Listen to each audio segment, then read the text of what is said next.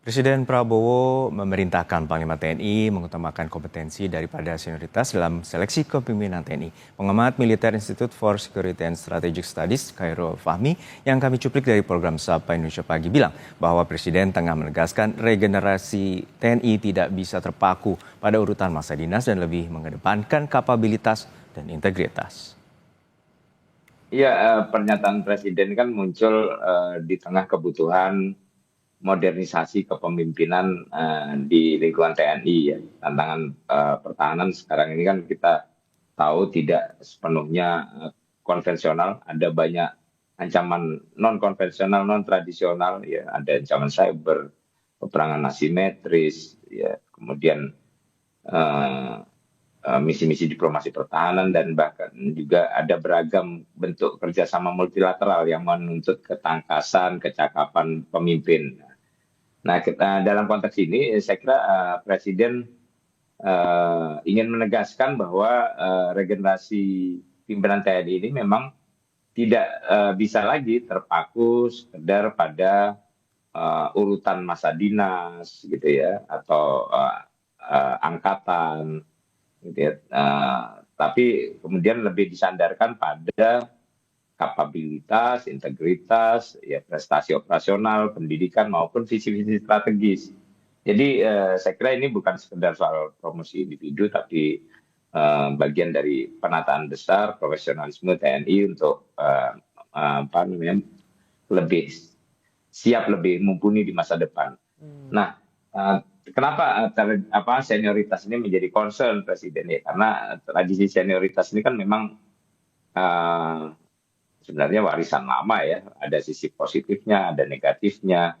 Uh, Misalnya di satu sisi dia senioritas itu memang dibutuhkan untuk menjaga harmoni, kemudian juga menghindarkan konflik antar generasi, menghormati masa bakti karena di lingkungan TNI, di lingkungan seperti TNI ini kan, ya militer lah dimanapun itu sangat kompetitif sebenarnya kan. Artinya kalau tidak ada harmoninya, kalau tidak konflik antar generasi ini tidak dihindarkan, ya bisa saja terjadi potensi-potensi kompetisi yang kemudian eksesif gitu ya. Nah, tapi di sisi lain pola ini kan memang juga seringkali dirasakan membuat regenerasi berjalan lambat, kurang responsif juga terhadap perkembangan. Ada banyak perwira berkualitas yang kemudian tidak kebagian ruang, kehabisan waktu gitu karena sistemnya kemudian menitik beratkan pada urutan angkatan, urut kacang gitu ya, bukan kemampuan. Jadi kalau kita lihat di masa lalu ada kasus-kasus di mana promosi yang hanya mengikuti antrian kemudian justru membuat jabatan strategis gitu ya diisi oleh perwira yang masa dinasnya tinggal sebentar, yang dampaknya ya kesinambungan kebijakan itu bisa terganggu dan sebelum sempat berbuat banyak ya sudah selesai masa dinasnya gitu.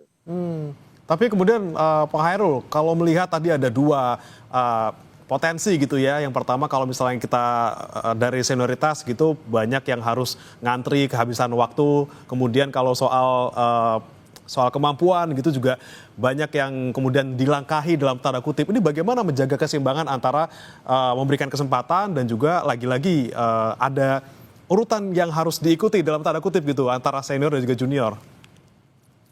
Iya, sebenarnya kan ini kalau untuk menjaga keseimbangan pertama tentu harus ada komunikasi ya.